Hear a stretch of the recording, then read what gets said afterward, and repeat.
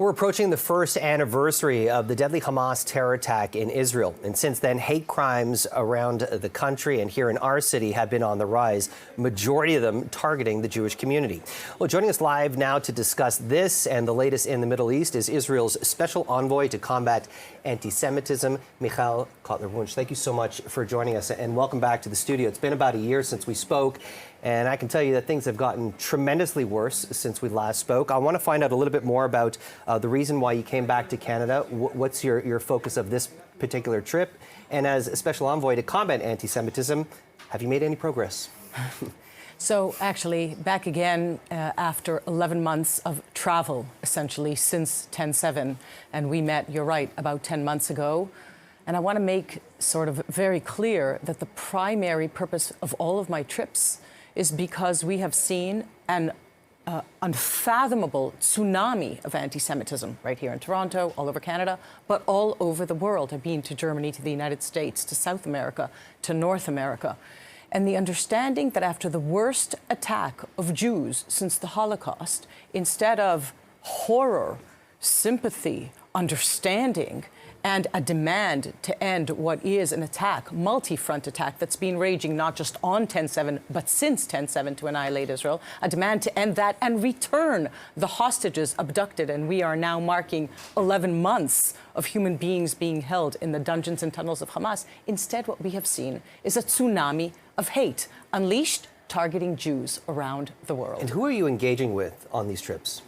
So that's really a very important question, because in fact, there are multiple layers in which this needs to be addressed if we are to be able to identify and combat what we are seeing on the streets, in campuses, online. And therefore, that sort of delineates who I'm engaging with, from legislators to senators and congressmen in the United States, in Canada, and around the world, to university presidents, mayors, police chiefs, because what we've seen is, of course, this dramatic rise in hate crimes, as I said, a tsunami of anti-Semitism, and, of course, the social media platforms in which we understand very well that what happens online does not remain online, and this is something that will need to be addressed in this multiple sort of front war. And the one more piece of it is the international institutions themselves, the UN and other organizations that have failed colossally at their imperative to address this challenge. And speaking of institutions, you just talk about universities and colleges. Clearly, what's been happening has been very disturbing.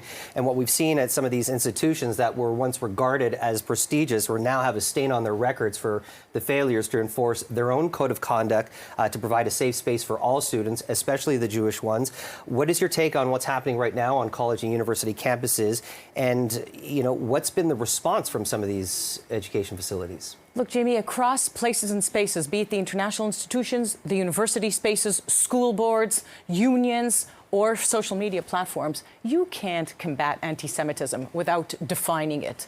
And the major failure is actually at utilizing the definition that we have as a critical resource, the International Holocaust Remembrance Alliance definition of anti-Semitism, the result of a long democratic process that factored in what is the mutation of anti-Semitism to the very strain we see now on the streets, online, on campuses. The failure to use that resource, though it was adopted by more than 42 countries, including Canada, by more than 1,200 entities around the world, to adopt it and to implement it in order to be able to identify and combat anti-Semitism. Without defining something, you can't identify it. And without identifying it, you can't combat it. That has been the failure. And if you asked me, what is the one trait that has been missing along these 11 months of war, multi-front war, raging in Israel, and simultaneously, with the same anti-Semitism that fuels that war, the anti-Semitism that's raging around the world, it is courage. It is courage of leadership across sectors, legislators, universities, businesses, to be able to step up and call out what is a lethal hatred that challenges not just Jews and not just Israel, but the democracies and all of the places and spaces in which anti-Semitism is thriving. One of the things you highlighted in our conversation about a year ago was the urgency about getting ahead of this, because it was just about a month after the attack that you joined us. Obviously, things have spiraled out of control.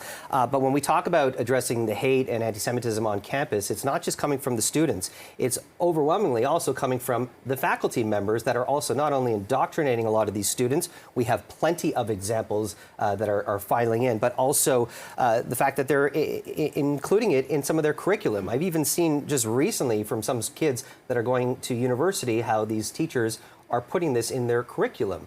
How do you go about addressing the situation at our institutions when it's coming from the teachers?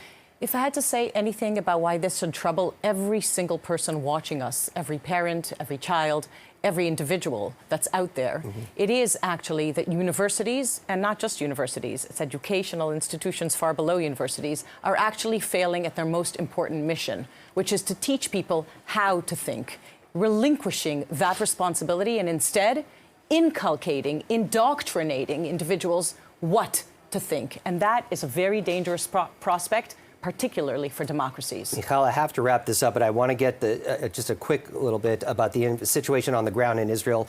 It seems as though the longer this conflict goes on, the harder it is to solve, the harder it is to get a hostage deal in place, a ceasefire. Very quickly, in about 20 seconds, how does the most recent execution of the hostages impair the ongoing negotiations? And is this bringing us further away from dealing with the situation on the ground, the humanitarian crisis? So beyond the devastation of the execution at point blank of 6 Israeli hostages that survived for over 300 days, one of them also an American citizen, beyond that and the execution by a genocidal terror organization is the response to it, echoing what we saw in the responses to 10/7. If we remember the executions by ISIS and the outrage that would have been on the streets, what we saw instead is the opposite. We saw, again, the failure of the international community, countries around the world, on campuses included, to actually call out those that executed, those that perpetrated the genocidal terrorists that not only executed these 6 hostages, but continue actually to release their last words to their families, to psychologically torment and torture. And what that means is that we are emboldening a genocidal terror proxy of an Islamic regime in Iran. And in that sense, rather than expecting consequences of the countries that enable that Hamas, whether it's Qatar or Turkey, and we could go on, what we are demanding of Israel is concessions, in that sense, emboldening terror more and more. And that is a terrible tragedy, not just, as I said, for Israel, but for democracies worldwide. Well, we're hoping for a peaceful end very soon. Michal Cotler Wunsh, thank you for joining us. Appreciate it. Thank you.